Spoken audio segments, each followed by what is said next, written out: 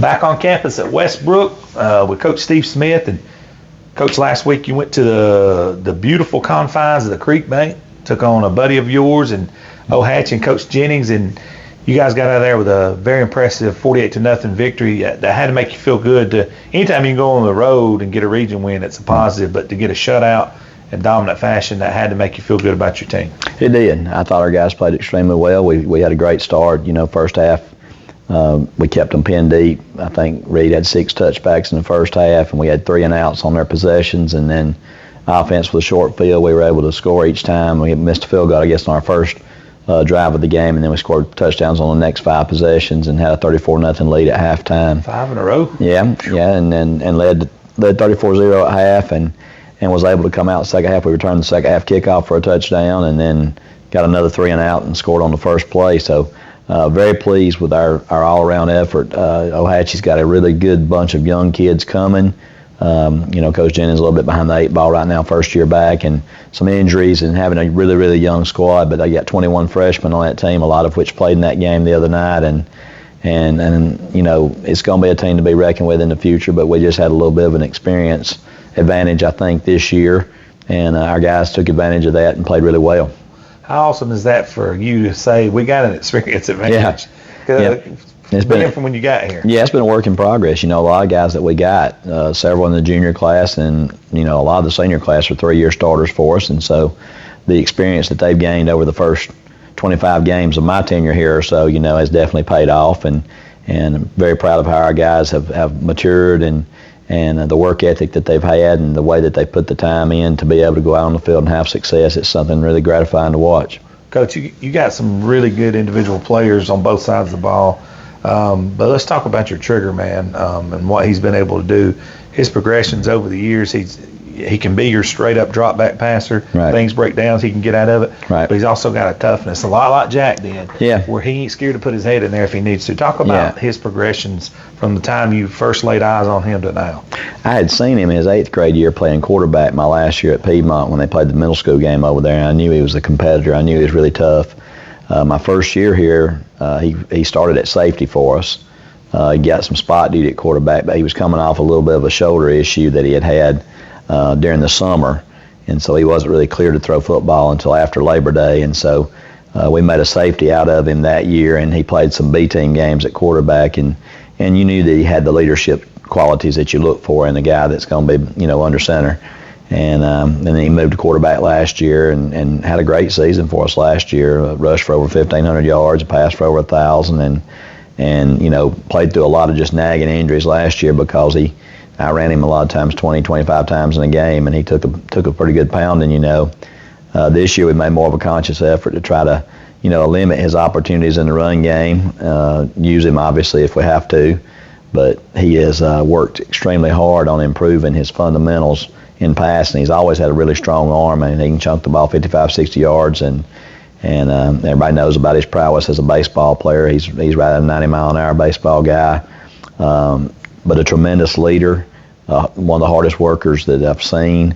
He's not willing to ask his teammates to do things that he's not willing to do first, so he has the respect of the guys in the locker room. And that's invaluable. It is. It's a characteristic that's often overlooked, and when you're trying to identify those people in your program, you're looking for certain characteristics that they may possess that would allow them to be that kind of guy and undertake the responsibilities that go on at that position, and have to be able to handle the praise and the criticism, much like a coach. They probably get too much credit when things go good and probably get too much of the blame when it don't.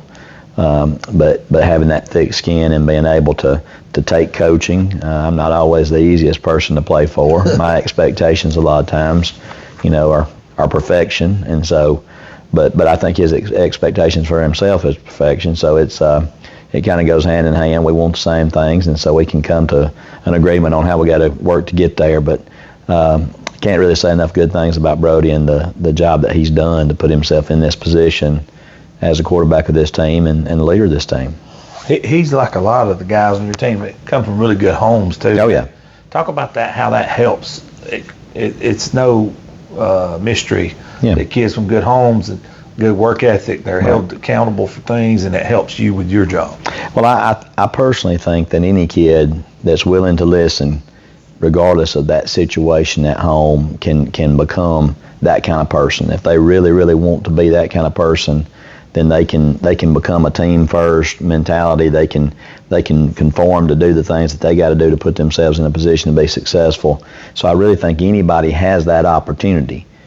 But, and here comes the but part of it, when you do have that type of character, discipline already instilled at home, and then coach's job, I'm just supplementing what they've been taught since they were able to walk. It does make it extremely nice, and having that opportunity. You mentioned the home that he comes from, and we got a lot of players that come from great homes that their parents want them to be successful in everything that they do, and they get every opportunity in the world to get trained or whatever they need to be able to be successful, be here at 6 o'clock in the morning if they have to make up a workout or whatever it might be. A lot of support from home. That definitely makes the job easier for the coach when you're pushing those same things. Now, at the same time, they get some things probably put in their heads at home sometimes too that might be contradictory to what the coach is saying, but that's, it's not a confrontational type thing. It's just one of those things that all of us as parents, I'm a parent, you're a parent, we all want to see the good in our own kids, right? We see them maybe in a different light sometimes than others. As a coach, we might even be extra hard on them to try to pull it out of them. But I think having that support system at home from parents that are wanting you to act right, do right, give it your best, not accept anything less than that, you're not quitting something that you start, those types of things that a lot of us have built our philosophies on. Having that same type of message being delivered at home is key. Yeah, I agree with you 100% on that. Yeah. And yes, that is, to me, I agree both. I actually came from the other one where I was single parent home and starving every day. So right. Yeah, you have to approach life a little different from those situations. Well, I think the end goal, we want the same thing for every one of the kids that we coach, regardless of their circumstances, regardless of where they started out. You want to see the young men that come through your program grow, develop, learn what it means to work together, be disciplined, to be able to do the hard stuff so that you can, my wife and I talked about this before. She showed me something one day. As parents, a lot of times we make the mistake of trying to make things better for our kids or make it easier for our kids, and we probably should be spending more time teaching them how to handle the hard stuff, because we all know that in life it don't really ever get any easier. That's correct. It gets harder and harder, and I think one of the things that we could do a better job of is teaching our kids, and we try to do this through football, how to handle the hard stuff, how to handle the adversity, how to handle the tough losses, how to handle the failure on a particular play, on a 4th and 1. You try to use that as lessons to be able to help them handle hard stuff better, because they're going to face more hard stuff in life. Life really is not going to get a whole lot easier for them. It gets harder as it goes on, unfortunately. Right. That's just the nature of the beast. It is. Shifting gears, this week you're playing an out-of-state opponent that's had, I believe, double-digit wins the last 3 seasons. I think that's right. Has been really good, really physical team. Right. For those here who don't know much about Tryon, can you talk about what you've seen from them on film and what they've done over the last few years? Very impressive on film. They have been a quarterfinal, semifinal, or a quarterfinal, second-round team the last 3 years, I believe. I think they won 10 or 11 each of those years.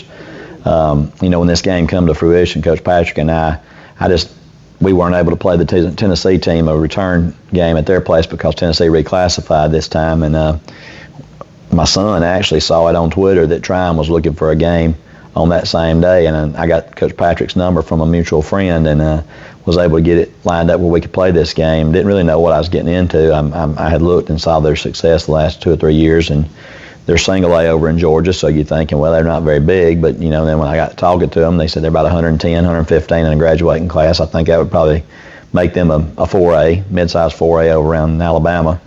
And then when you put the film on after you traded film last Friday night, you realize, hey, this is a really good football team we're playing. They're in the same region with Bowden, who's become kind of the king of single A ball over in Georgia. So that's really good. That's one of the teams that they have to contend with on a regular basis. But their record this year, now going into this game, is 3-4, but it's kind of deceiving because they're only in a 5-team region, so they only have 4 region games. So they had to go out and find 6 games, and of course they're not people chomping at the bit to play them with the success they've had the last 3 years. So they've had to schedule some larger schools and some really tough out-of-region games to be able to make a schedule. So, it's going to be a great test for our team. It'd be a playoff type atmosphere, if we are able to get to where we want to be at this year and make the playoffs and possibly advance in the playoffs. At some point in time, you're going to have to go into a hostile environment and beat a good team on the road at their place. And so I think that we can use this game as a measuring stick to kind of where we are right now, but also hopefully something that we can, put in our memory and use it down the road should we be able to get in the playoffs. Yeah, Bowden's the number 1 tight end in the nation, I do believe. I think that's really, right. Really good. I think that's right. So you guys are actually traveling over there. Time differential, what does the fans need to know about? Well, the game is going to be a 6:30 kick. They play everything in Georgia 7:30 their time, so it'll be a 6:30 kickoff for us. We got half a day of school on Friday, so travel plans for us are going to work out really nice.